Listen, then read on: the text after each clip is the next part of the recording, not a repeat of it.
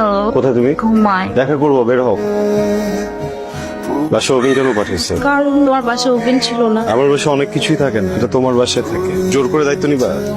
এরকম করতেছো কেন? জাস্ট একটা ওভেনই তো। না, বিষয়টা একটা ওভেনের না। তুমি কিছুদিন আগে বাসায় গেলা, সবকিছু দেখে টেখে দুদিন পর একটা আলমারি পাঠিয়ে দিচ্ছো। আমার যা কিছু প্রয়োজন সেটা এফোর্ড করার মতো ক্ষমতা আমার নেই, এই তো আমি অযোগ্য একজন মানুষ। আরে এরকম করতেছো কেন? আমি ভালোবেসে একটা একটা জিনিসপত্র দিচ্ছি, তুমি শত্রুর মতো কথা বলছো কেন? তুমি যখন আমার পেছনে টাকা খরচ করো, আমার এটা পছন্দ না। তুমি যখন এমন কিছু একটা কিনে দাও যেটা আমি নিজেও কিনতে পারি না, এটা আমার ভালো লাগে না, আমি আরাম পাই না। হয়েছে, অনেক হয়েছে, চুপ করো, চল। কোথায় যাবা? আমরা কিছু খাই, ক্ষুধা লাগছে তো, আমার কিছু খাই নেই তো। নাফিস কোথায়? যাও কেটে কিনে আসো, যাও।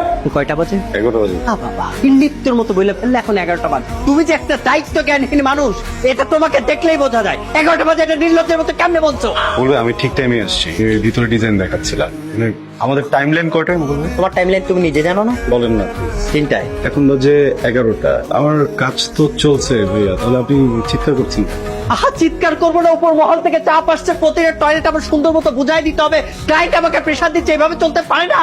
না বেশ, তুমি কিন্তু ফাজলামি করতেছো আবারও। বলবে আমি একজন ইঞ্জিনিয়ার, আপনি আমার সাথে এভাবে চিৎকার করতে পারেন না, আমি তো কথা বলছি আপনার সাথে। আহা, কোম্পানি চালানোর স্বার্থে যা যা করার দরকার সেটা তো আমাকে করতে হবে। উপর মহলের চাপটা আমি বুঝি, তুমি তো বুঝো না। প্লিজ আমার কথা একটু শুনুন, আপনি চিৎকার করেন না। আপনি যে লাস্ট শেপ টাশেপ কি জন্য বলছিলেন, এটা তো ঠিক না বলুন ভাই। আপনি আমার কলিগ, আপনি আমার কলিগের মতো কথা বলেন। আবে তুমি আস্তে কথা বল, কথা মুখে যাইতেছে না। অশিক্ষিত কথাকার ইঞ্জিনিয়ার আমি বেটা, ফাইজলামি করছ তুই? শিক্ষা নাই ভিতরে? এই কলমাসানের মুখে ঢুকে একদম পা থেকে মাথা পর্যন্ত শিক্ষা দেখা দিব তোরে। নাফিস, এই চুপ, কিসের নাফিস? তোর মহল্লার ছোট ভাই আমি, চিল্লাইতেছিস কেন? আমি তো চিল্লাইতে পারি, আমি চিল্লাইতেছি? মূর্খ কথাকার, দালাল একটা, সমস্যা কথা এগুলো মানুষরা। ও যদি কাজ না করে কারিতে চাপ দিতে, তোর বাপ বেশি কাজ করবে। আহা, কোম্পানি একদম চুপ। আমার ডিউটিটা ঠিক মতো না করতে পারলে তো সবকিছু আমি বুঝাইতে পারবো না। বাবা তো চাকরি থাকবে না। কিসের চাকরি থাকবে না? কিসের লস হবে? কোম্পানি লস হবে? কোম্পানি লস হবে, কোম্পানিতে একটা লস হবে না। লস হবে তোর।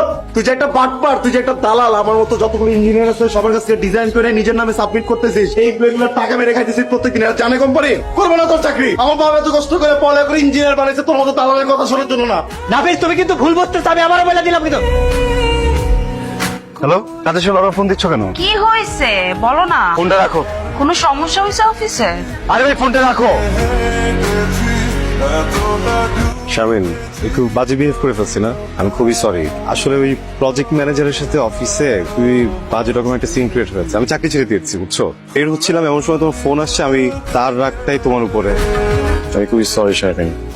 ভাবো একবার, একটা চাকরির জন্য অখাদ্য কুখাদ্য একজন বস এসে আমাকে যাতা শোনাবে, তদারকি করবে, এটা তো মেনে না যায়। আমি তো অ্যাটলিস্ট মেনে নিতে পারি না, তাই না? আমি কাজটা করছি কাজের জন্য, আমি যদি কাজই না করি, কোনো কিছু দিয়ে তো আসলে লাভ নেই, তাহলে আমি কাজটা কেন করবো বলো? মন খারাপ তোমার? না, মন খারাপ হবে কেন? একটু বিরক্ত, কিন্তু তারপরও খুব স্বস্তি বোধ হচ্ছে, বুঝছো, যে ফাইনালি একটা সিদ্ধান্তে আসতে পেরেছে। ভাবছি একটা ফার্ম দিব, আর যদি দিতে না পারি তাহলে গ্রামে যে কৃষি কাজ করবো, চাষাবাদ করবো। আরে তুমি হাসতেছো কেন? আসলে মিন করে বললাম। না, ভালো ডিসিশন।